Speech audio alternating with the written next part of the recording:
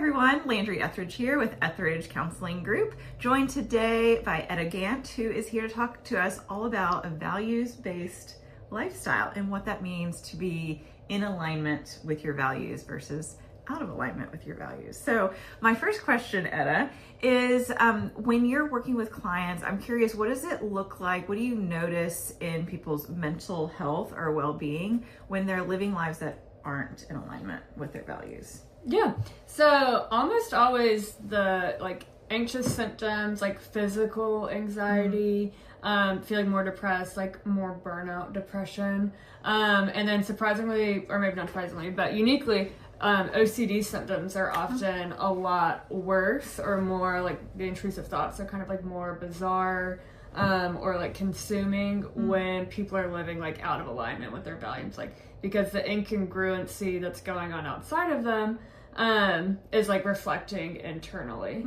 especially when we're like working so hard and doing all these things to try to make these things work, to try to make these things fit. And it's just like not really aligned with who we are, what we desire, what we enjoy, what gives us purpose. So we're kind of like always going up against these walls. You use a word, congruent or incongruent. Can you explain what that word means? Yeah. So when we're congruent with ourselves, that's when we're like being our most authentic selves, like acting in a way that's most aligned with like who we are. That feels peaceful and grounded. And so when our lifestyle is like matching that and feeding that, we're going to feel more congruent. Anxiety and depression, OCD will be a lot more manageable. And so when we're in environments or acting in a way that's like out of alignment with who we are, then it's creating this constant like conflict and friction. So when you're working with a client and you're wanting to, they have sort of come to this realization that their internal world and their external are kind of fighting each other. How do you help them figure out what actually matters to them as an individual and what their values are? Well, there's a few different ways that we can do that. One, a couple of things that I like to ask people are, what are you doing when you feel most like yourself? So kind of like opening up the question to what are they already doing, or what have they done when they do feel most like me, when they do feel most like themselves. Sometimes I'll ask, what were you happiest doing as a child? Was it building with Legos? Was it playing outside? Was it being surrounded by your neighbors? And that might tell us like, wow, you really value community, or you really enjoy like putting things together and figuring things out, or you really enjoy creativity or being outside. So how do we get some more of that in your life? Oh, those are very helpful questions to start thinking along a different line. Yeah. Now, for somebody who's maybe listening and is having the realization of, oh, wait, I've built this life that is maybe based on someone else's values and not my own values, but they're thinking, okay, great, I've made this realization, but I can't really blow up my life right now. Yeah.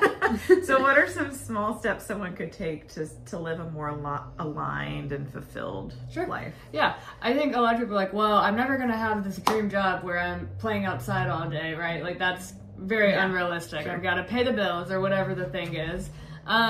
So there's a couple of different ways to look at it. There's like starting small, like making little intentional changes in your life that match your values, like spending more time outside, using your lunch break to go somewhere and sit outside with a colleague or a friend, totally unrelated to work.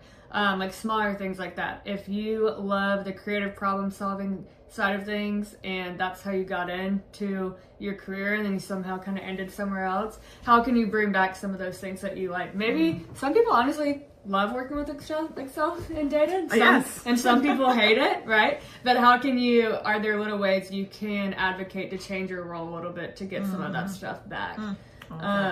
Or can you remove some of the things that don't work? And you might not be able to, right? But just like small changes here and there to see what work.